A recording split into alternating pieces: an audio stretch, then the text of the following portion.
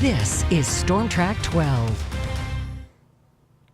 Well, like the story earlier mentioned, we've seen this storm system trek its way across the country, bringing some pretty severe weather in portions of the country as well. And now it is knocking on our door here tonight. We do have a tornado watch again in place until 5 o'clock in the morning on Monday. That goes through the overnight hours here tonight. This was just issued about 20 minutes ago. You can see the wide view of this storm system. Again, we had rain earlier in the day, but now temperatures have certainly risen back up in this warm sector right here, just out ahead of this severe line of thunderstorms that is trekking its way from west to east here through the overnight hours. We'll zoom in a little bit closer to this here. Again, you can see just all of the lightning with this storm and some of the warnings right along there. For right now, just severe thunderstorm warnings, but we have seen tornado warnings popping up there in the red along this line. And again, that's something we are keeping our eye on as we go forward here through the rest of the night. We take away those warnings, and again, you can see just these intense reflectivities extending all the way along this line, and this will be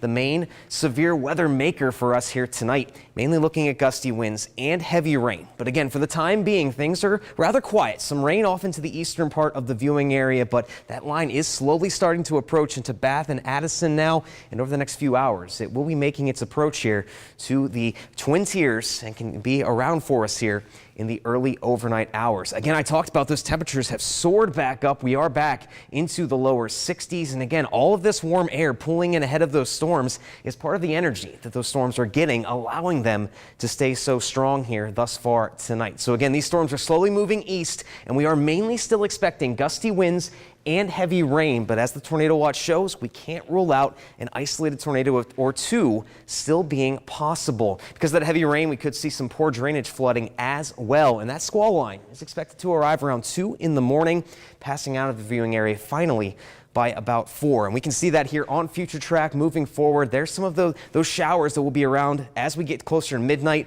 But there's that intense line of storms making its approach, passing through about 2 o'clock in the morning, and then quickly making its exit by about 4 o'clock here in the morning. So again, that's the time frame we are looking to see our severe weather here tonight, and we'll continue to track that for you here moving forward as well before things finally start to quiet down then Monday into Tuesday. So again, the chance of any of that impacts here tonight, mainly heavy rain and damaging wind threat, and we could see that poor drainage flooding still being possible out there. But again, we could see an isolated tornado or two still being possible tonight.